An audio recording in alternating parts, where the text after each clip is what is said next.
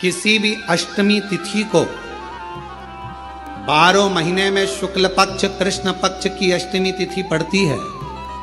यदि किसी भी अष्टमी तिथि को अगर किसी ने नियम बनाया 5 अष्टमी का, 8 अष्टमी का, 7 अष्टमी का, एक कनेर का पुष्प शिवजी के शिवलिंग को समर्पित करना, अशोक सुंदरी के स्पर्श करना, और जो जलाधारी होती है, जैसे ये शिवलिंग है, ये जलाधारी है, तो पहले शिवलिंग पर स्पर्श, फिर अशोक सुंदरी का स्पर्श, फिर जलाधारी पर कनेर का पुष्प शिव जी की ओर मुख कर कर, अर्थात जैसे मानो ये कनेर का पुष्प है, तो ऐसा शिवलिंग का स्पर्श करते हुए जलाधारी पर जो समर्पित करता है, भगवान शंकर उसके मन की कामना को पूर्ण जरूर करते हैं। एक कनेर का ऐसे लक्ष्मी पूजन में 2 चीजों का होना जरूरी होता है। पहले नंबर पर कमलगट्टा या कमल का फूल, और दूसरे नंबर पर है कुंकू और हल्दी। लक्ष्मी पूजन में 2 चीजों का होना जरूरी है, कमलगट्टा या कमल का फूल, कुंकू या हल्दी।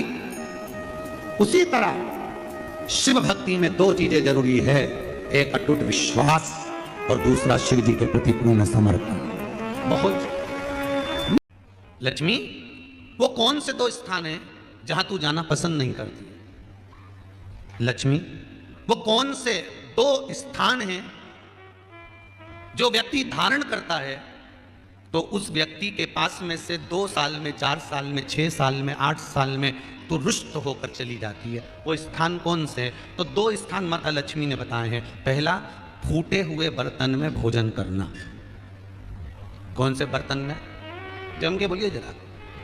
तो टूटा बर्तन होता है, खंडित बर्तन होता है, फूटा हुआ बर्तन होता है, कहीं गिलास की किनोर टूट गई है, कहीं कटोरी की किनोर टूट गई है, कहीं थाली की किनोर टूट गई है, और तुम कहीं प्लेट की किनोर टूट गई है और तुम उसमें भोजन कर रहे हो, तो टूटे हुए बर्तन में भोजन करने वाले के पास में लक्ष्मी छिन्न हो जाती है, उसका भाग्य भी फूटे हुए बर्तन की तरह हो जाता है। ये लक्ष्मी का।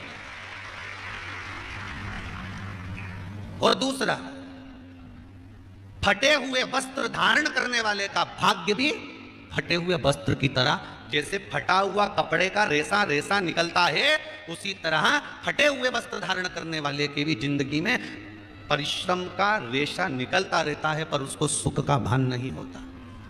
आज के जमाने में ये फटे हुए कपड़ों का फैशन आ गया, ये बड़ा दुख की घड़ी है।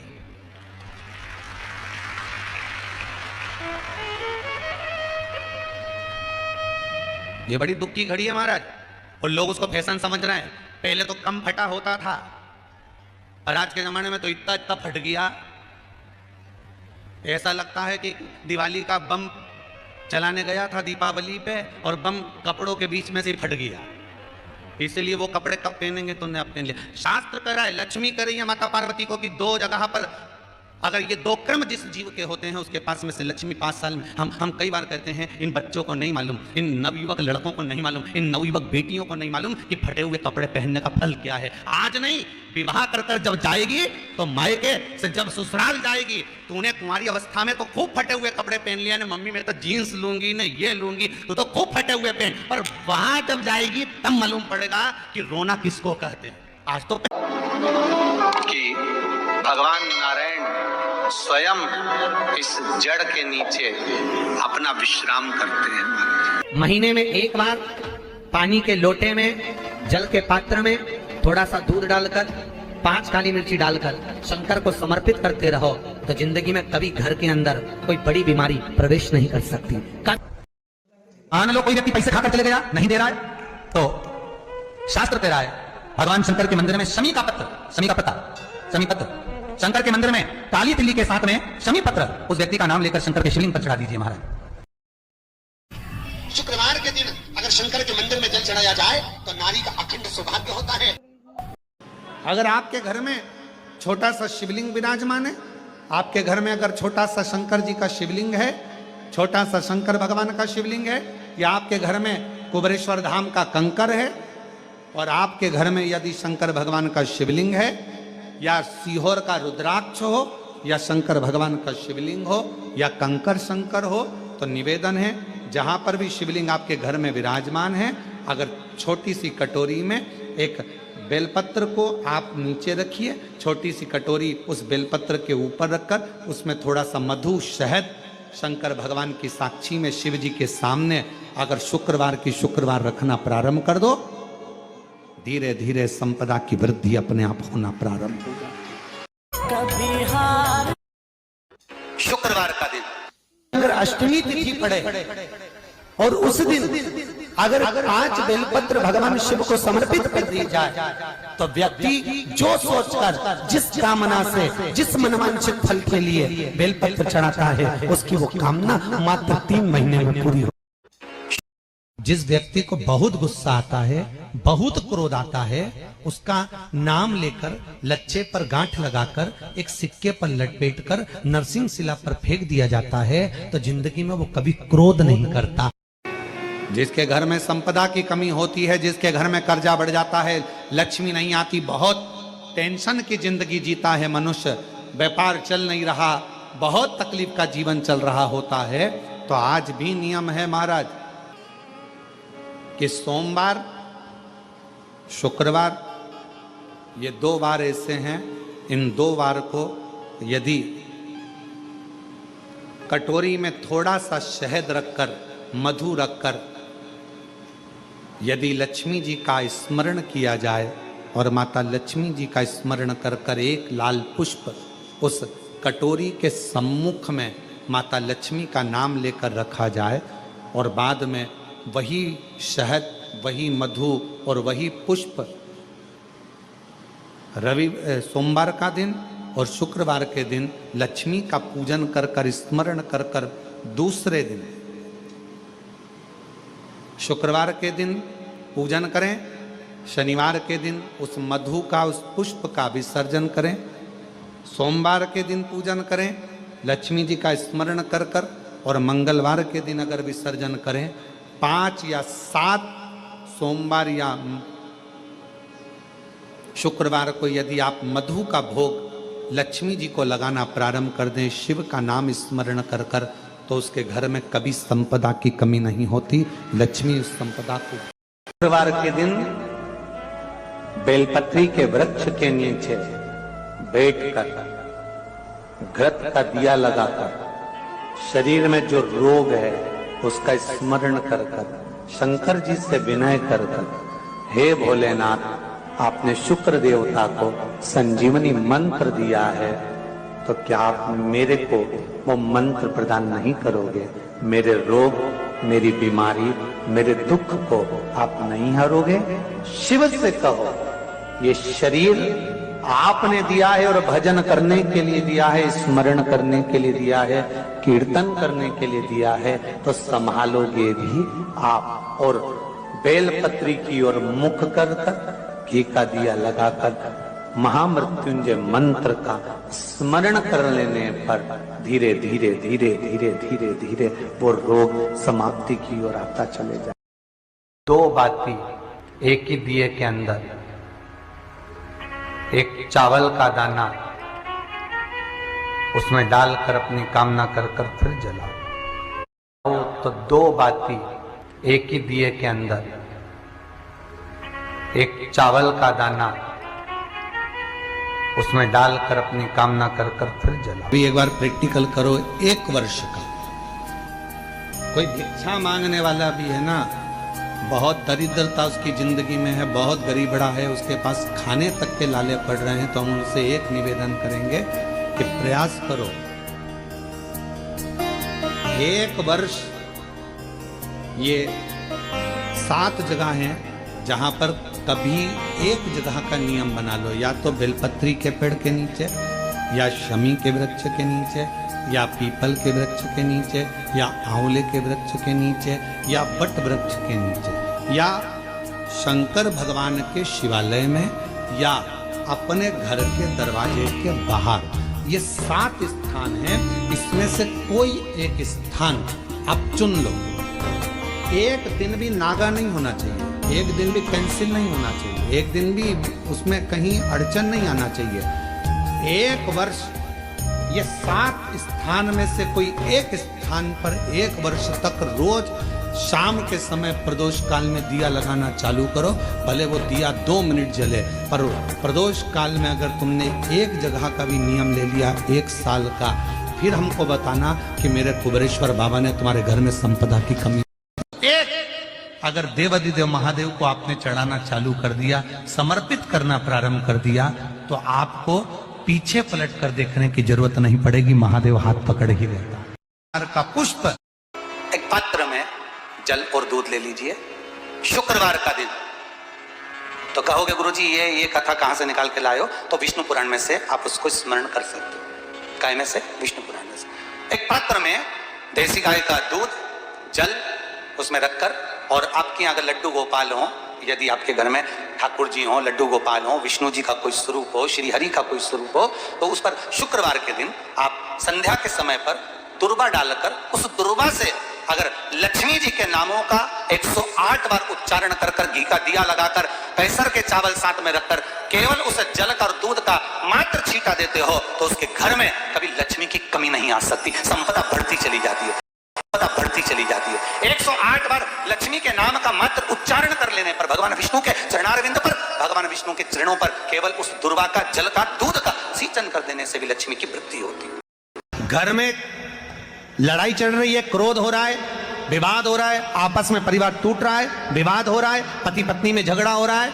अदालत तक बात पहुंच गई, तलाक तक बात पहुंच गई, तो भी अगर एक श्रीफल को लेकर घर में घुमाकर उस पे लच्छा लपेटकर तुमरुका जी का नाम लेकर, जिस पति पत्नी में झगड़ा और उसके नाम का मोली के दिन, अगर जिन बच्चों के नयन कमजोर हो, बच्चों के नयन कमजोर हो गए हो, चश्मा चढ़ रहा हो, चश्मा लग रहा हो, उन बच्चों के लिए भी भैरव मंदिर में तेल का दिया लगाकर, उसकी काजल बनाकर, काल भैरव का स्मरण कर कर, उसमें घी मिलाकर, भैरव बाबा के नयन बिंदु को लगाकर वही काजल बच्चों की आंख में लगाना प्रारंभ कर दीजिए।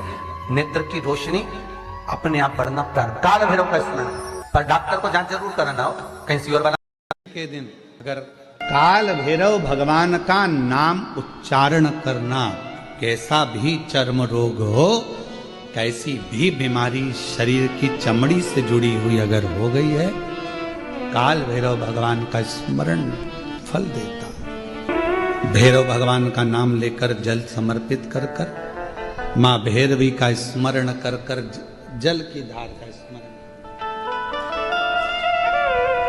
शिव शंकर, यह शिवलिंग है, यह जलाधारी है। जब जल चढ़ाएं, दक्षिण में खड़े होंगे, जहां पानी बहता है वो उत्तर में जाता है। शिव जी का जो पानी है वो बहकर कहाँ जाता है? उत्तर में। तो जहां से पानी बहता है उसके ठीक विपरीत में खड़े होकर, बैठकर आप शिव जी को यहां जल चढ़ाएं। ओम भैरवाय नमः, शिव भैरव का नाम लेकर जल समर्पित करें।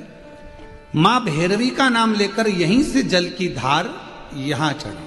जो जलाधारी है गोल चौकोर, जो भी जलाधारी आपके पास के मंदिर में, वहां भैरवी का, मां भैरवी का नाम लेकर, पहले बाबा का भैरव शिव का नाम लेकर यहां, और मां भैरवी का नाम लेकर यहां जल समर्पित करें। जो जल चढ़ता है उसी जल का प्रोक्षण अपने शरीर पर करें, या थोड़ा सा झेल कर लाकर उसको पूरे जहां जहां तकलीफ है पूरे शरीर में लगाना प्रारंभ करें। डॉक्टर की दवाई भी खाते रहें, इलाज भी कराते रहें, और साथ में ये बाबा भैरव का नाम भी लेते रहें, आराम लगेगा। शंकर जी का मंदिर तुम जा रहे हो, शिव जी पे जल चढ़ाने के लिए जा रहे हो, तो निवेदन है बीच में तुम्हारी मौसी, काकी, मामा, फूफा, सहेली, रिश्तेदार का, नातेदार, बेस्ट फ्रेंड किसी का भी घर पड़ जाए, शंकर के मंदिर जाते समय और शंकर के मंदिर से वापस घर आते समय किसी के दरवाजे पर मत रुको। शिव तत्व कह रहा है। भगवान शंकर की पवित्र कथा कहती है कि भगवान देवाधिदेव महादेव के पास में जाकर सभी देवताओं ने प्रार्थना करा, विनय करा, निवेदन करा। इस क्रोध को, नरसिंह भगवान का जो क्रोध है, नरसिंह भगवान का जो गुस्सा है, क्रोध है, भगवान नरसिंह का जो क्रोध है, उसको शांत किया है। शंकर भगवान कहते हैं कि यदि क्रोध नरसिंह भगवान को आ रहा है तो उसकी शांति मैं अकेला नहीं करूंगा, तुम सब मेरे साथ में मिलो और क्रोध शांत करो।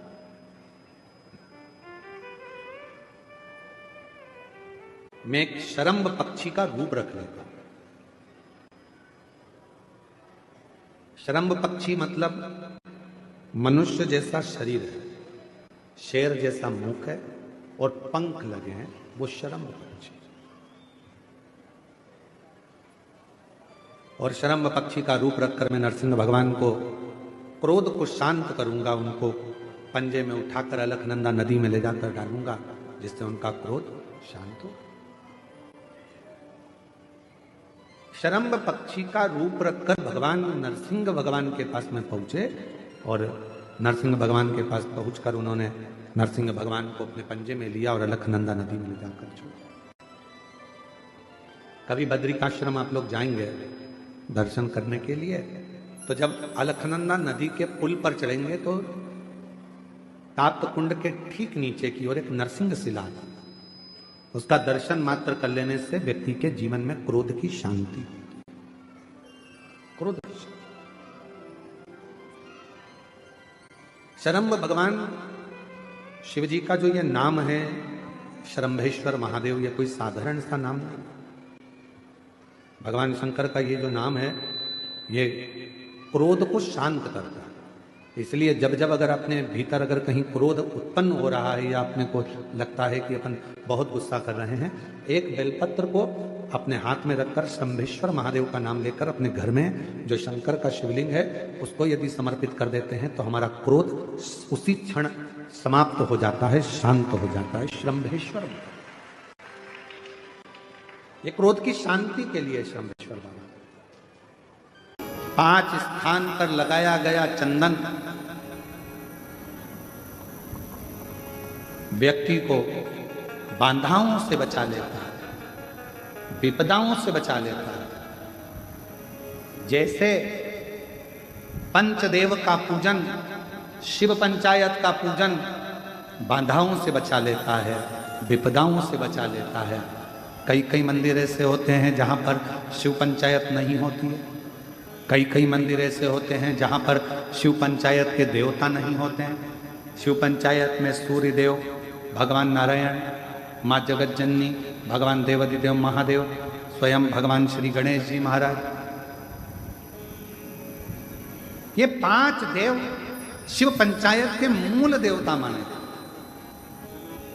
पर कई मंदिर ऐसे हैं जहां पर शिव पंचायत में सूर्य देवता का मंदिर में मूर्ति नहीं है या भगवान विष्णु की मूर्ति नहीं है, शंकर जी की मूर्ति के, तो यहाँ शिव पंचायतन का पूजन का स्मरण करते हुए वर्णन किया गया लिंग पुराण के अंदर कि शिवलिंग में 5 जगह ऐसी होती है जहां पर अगर चंदन का लेपन कर दिया जाता है तो विपदा, बांधा, तकलीफें, कष्ट दूर होता चलेगा। 5 स्थान बताए, उसको समझिए।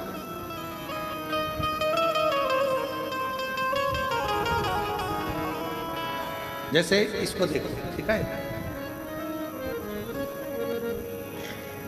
ये शिवलिंग को अपन मान लो, इसको जलाधारी मानो जहां से जल बहता, ठीक है। ये गोल भाग जलाधारी जिस पर शिवपिंडी रखी है, यहीं पर अपन गणेश जी कार्तिकेय का स्थान, बीच में अशोक सुंदरी का स्थान मान लो। अब इसको समझिए, 5 स्थान बताए। पहला स्थान भगवान शंकर के पूरे शिवलिंग का मध्य भाग, ये पूरा जो शिवलिंग है शिव जी का, उस शिवलिंग का मध्य भाग प्रथम। द्वितीय है जहां पर गंगा का अविरल धारा निरंतर बह रही है, द्वितीय स्थान गंगा की धारा का मूल बिंदु शिखा, पहला। दूसरा, तृतीय स्थान उसी के सामने जो जलाधारी का पटका दिख रहा हो, दिखता है जलाधारी का सामने का हिस्सा, भीतर का हिस्सा नहीं जिस पे रखा है वो हिस्सा नहीं, सामने जो दिख रहा है। 1, 2 और तृतीय स्थान मां अंबा जगदम्बा के कंठ भाग पर चंदन का लेप। महाराज 3 स्थान ये बताए। चौथा स्थान जहां से जल नीचे गिर रहा है, जल गिरने का जो स्थान छोटा सा एक भाग रहता है, जितनी जगह रहती है उसके मध्य भाग, चतुर्थ स्थान। और 5वें नंबर का जो भाग बताया गया वो अशोक सुंदरी का स्थान। ये 5 स्थान ऐसे हैं जहां चंदन का थोड़ी सी बिंदी भी अगर हम लगा देते हैं तो कैसी भी विषम परिस्थिति हो वो टल जाती है और बाबा की कृपा होना प्रारंभ। पंचदेव, शिव पंचायत के 5 देवताओं का स्मरण कर कर, सूर्य देव, नारायण, मां जगदम्बा, दुर्गा भवानी, भगवान देवाधिदेव महादेव, भगवान श्री गणेश जी महाराज का स्मरण कर कर पंचदेव के नाम से पंच नहीं है अपने मंदिर में शिव पंचायत नहीं विराज रही है या शिव पंचायत है नहीं, अपने मंदिरों में शिव पंचायत की मूर्ति नहीं है तो हम 5 स्थान पर लेपन कर सकते। और हम तो यहाँ तक कहेंगे अगर कोई स्त्री हो, पुरुष हो, बच्चा हो, बूढ़ा हो, जवान हो, किसी को भी शरीर का चर्म रोग अगर हो गया है, चर्म रोग से अगर वो ग्रसित हो गया है तो दुर्वा, जानते हो दुर्वा, सोमवार की अष्टमी के दिन यही 5 स्थान पर दुर्वा को समर्पित करें और वही दुर्वा वापिस लेकर और 5 दिन तक लगातार एक एक दुर्वा जो स्थान बताए हैं, प्रथम स्थान की दुर्वा पहले, द्वितीय स्थान, तृतीय स्थान की तीसरे दिन, चौथे स्थान की चौथे दिन, 5वें स्थान की 5वें दिन उस दुर्वा का सेवन करे धीरे धीरे। ये अगर वो सोमवार की अष्टमी के दिन 5 दिवस तक लगातार उस दुर्वा का सेवन करे, डॉक्टर का इलाज अपनी जगह चलने दो, डॉक्टर को दिखाते रहो क्योंकि वो भी शिव का रूप है, पर साथ में अगर वो दुर्वा का प्रयोग करना प्रारंभ करे तो अगर चमड़ी सफेद भी पड़ जाती है या चर्म रोग कैसा भी हो जाता है धीरे धीरे ठीक होना प्रारंभ हो जाता है। शिव पंचायत में रोग की मुक्ति के लिए, चर्म रोग की मुक्ति के लिए स्वयं भास्कर भगवान देवाधिदेव महादेव के स्वरूप आनंदमय सुखमय सूर्य देवता की भी उपासना करी। शिव के साथ सूर्य देव। आप में से कितने लोग हैं जो अपने घर में भगवान का जो स्थान है, तुम्हारे घर में जो भी भगवान विराजमान है छोटे से मंदिर में, उस मंदिर में रोज कितने लोग दिया लगाते हैं? हाथ उठाओ जरा। सब लगाते हो दीपक? रखो।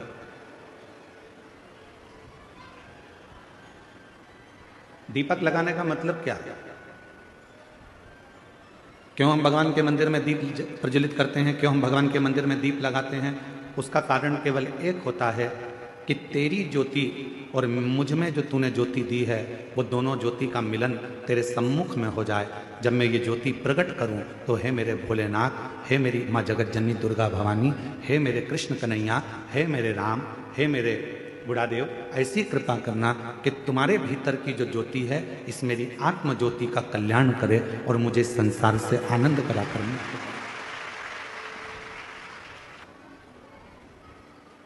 लोग सोचते हैं कि हम अशुद्ध हैं, हम हॉस्पिटल चले गए हैं, हम उस बच्चे को देखने चले गए हैं, हम अशुद्ध हो गए।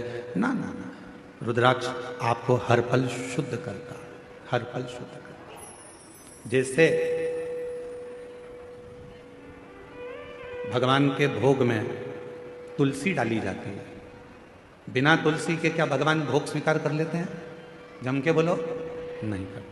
भगवान को अगर भोग स्वीकार कराना है तो भगवान के भोग में तुलसी डालते हैं, भगवान के भोग में हम प्रसाद में तुलसा दल डाल देते हैं जिससे भगवान उसको स्वीकार कर लेते हैं। उसी तरह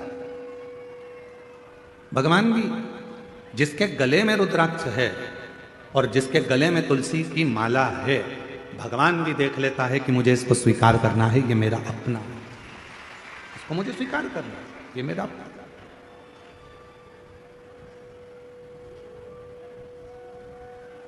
मेरी जीजियों, मेरे जीजाओं, मेरी बेटियों, बेटाओं, मेरी माताओं, मेरे बुजुर्ग माता पिता तुल्य आप सब विराजमान हो।